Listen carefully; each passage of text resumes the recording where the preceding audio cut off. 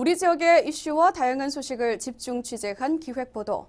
최근 인천 어린이집에서 보육교사의 아동학대 문제로 이슈가 되면서 아동학대에 대한 관심이 높아지고 있죠. 오늘 이 시간에는 아동학대가 무엇인지, 아동학대가 어떠한 결과를 초래하는지 전주현 기자가 정리했습니다. 어린이는 모든 형태의 학대와 방임, 차별, 폭력, 고민 등으로부터 보호받아야 한다. 어린이의 안전과 행복을 위한 권리를 총망라해 놓은 유엔 아동권리협약의 내용입니다. 그러나 요즘 계속해 들려오는 아동학대 소식으로 학부모들은 물론 전국적으로 떠들썩합니다. 최근 인천 어린이집 보육교사의 아동학대 사건을 비롯해 곳곳에서 어린이 보육시설의 보육교사 아동학대 사고가 증가하면서 아이를 보육시설에 맡긴 학부모들 입장에선 불안할 수밖에 없습니다.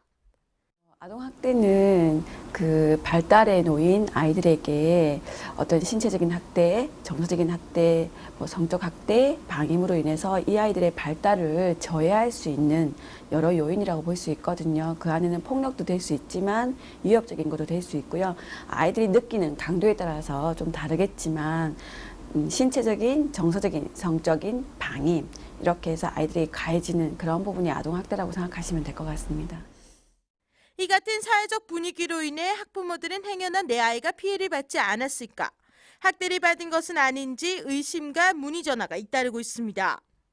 저희가 평소에 신고 들어오는 것보다 2배 이상의 문의 전화가 들어왔어요. 그러니까 어디까지나 신고라기보다는 문의 전화가 우리 아이가 어린이집 그 노란 차를 보기만 해도 뒷걸음질 치고 타려고 하지 않는다. 학대받은 거 아니냐 이렇게 말씀하시는 부모님들도 있고, 또 다른 문의는 애가 어린이집을 안 가려고 한다. 그런 게 있었는데요. 신고 접수도 기존의 신고 접수보다는 더 많이 늘어났습니다. 아동학대는 신체학대, 정서학대, 성학대, 방임, 유기로 나뉩니다.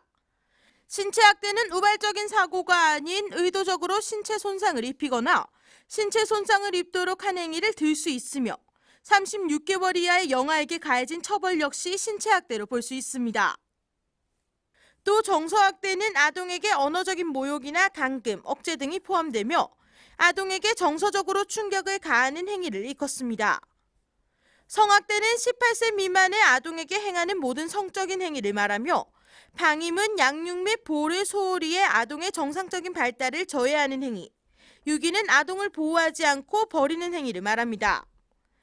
아이들의 정서가 발달되는 시기에 이러한 충격이 가해졌을 경우 최악의 경우에는 반사회적 인격장애로 성장할 수 있습니다. 주로 골절, 그다음에 화상 다양하게 입을 수 있고요. 신체적인 손상보다 더 큰 후유증이 심리 정서상의 손상입니다. 그래서 자기 가치에 대해서 굉장히 자존감이 떨어지고요. 또 또래 관계에도 문제가 생길 수 있고, 나중에 성인기까지 갔을 때 반사회적 인격 장애까지.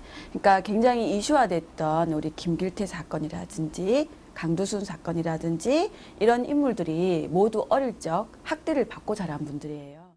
아동학대의 경우 대물림되기 때문에 부모의 역할이 무엇보다 중요합니다. 저는 예전부터 그런 생각을 해왔는데요.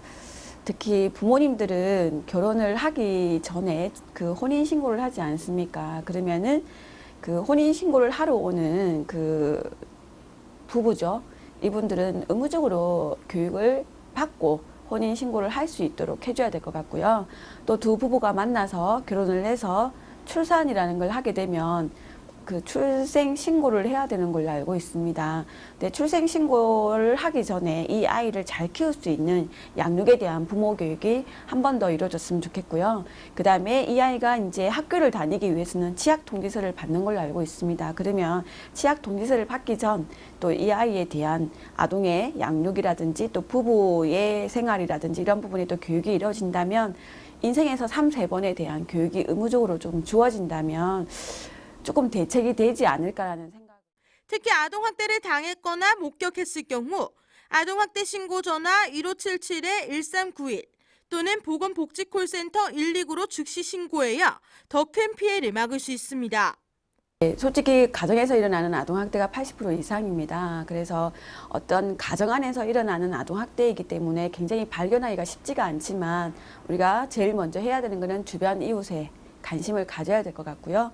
그다음에 신고를 해야 된다라는 그 신고 의식이 조금 달라져야 될 것 같아요.